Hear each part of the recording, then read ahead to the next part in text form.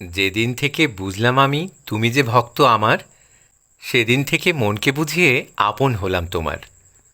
আমায় যখনই দেখতে তুমি দৌড়ে কাছে আসতে, কথা না বলে হাত দুটো ধরে আপন মনে হাসতে।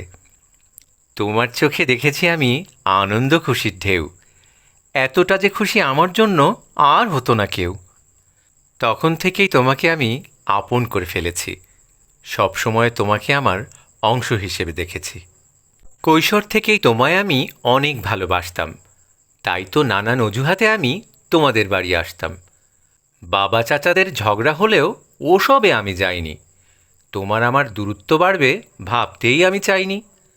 কিশোরী ছিলে তাই বলিনি ভালোবাসি আমি কত, বললে হয়তো লেখাপড়াতে মনোযোগ নষ্ট হতো। আমি তোমার বাড়িতে গেলেই ভীষণ খুশি হতে, তোমার মুখের হাসির টানেই বাধ্য হতাম যেতে।